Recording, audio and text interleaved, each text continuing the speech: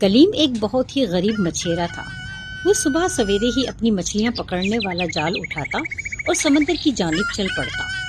سارا دن محنت کرنے پر بھی 2-3 ہی مچھلیاں پکڑ پاتا اور اسے بازار میں بیچ دیتا۔ کچھ پیسے مل جاتے، اسی میں گزارا کر لیتا۔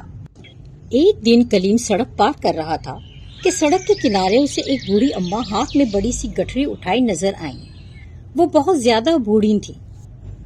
کلیم نے بوڑھی اماں کو دیکھا تو ان کی مدد کرنے کے لیے ان کے پاس پہنچ گیا اور بوڑھی اماں سے کہنے لگا، اوہ اماں، یہ گٹھڑی مجھے دیں، میں آپ کو سڑک پار کروا دیتا ہوں۔ ٹھیک ہے بیٹا، تمہاری بڑی مہربانی۔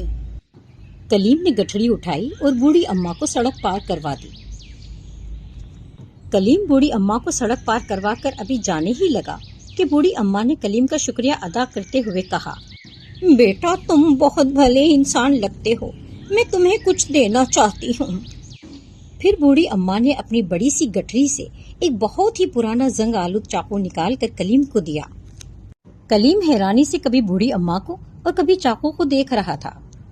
بوڑھی اماں چاقو دیتے ہوئے بڑی ہی رازداری سے کہنے لگی، بیٹا یہ جادوئی چاقو ہے، تم اسے اپنے پاس سنبھال کر رکھنا اور ایک جادوئی منتر بھی پڑھنا، لاڈلا للو لائے لال لڈو، یاد رہے اس منتر کو کبھی نہیں بھولنا، اور پھر اسے اپنے تکیے کے نیچے رکھ کر سو جانا۔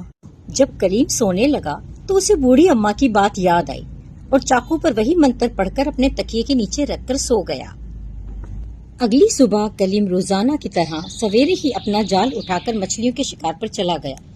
جیسے ہی کلیم نے سمندر سے جال نکالا، اسے اپنے جال میں ایک صندوق دکھائی دی۔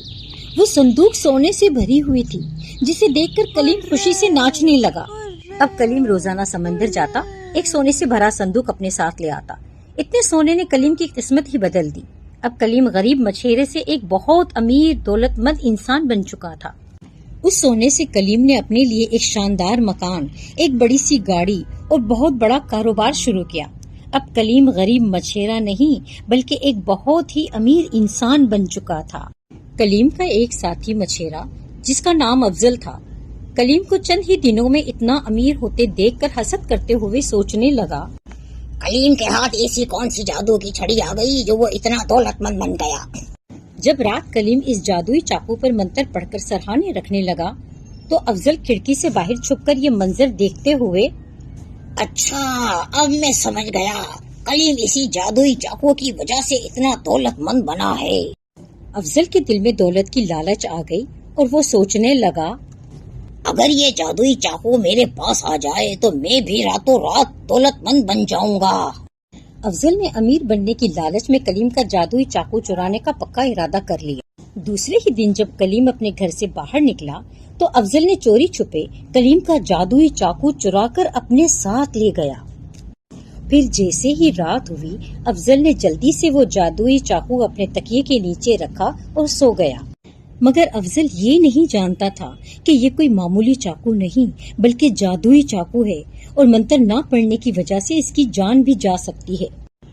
جب صبح ہوئی تو بڑا ہی دردناک منظر آنکھوں کے سامنے تھا۔ اف، یہ کیا ہوا؟ افضل کی خون سے لت پت لاش بستر پر پڑی تھی اور وہی جادوئی چاقو اس کی گردن میں پھنسا ہوا تھا۔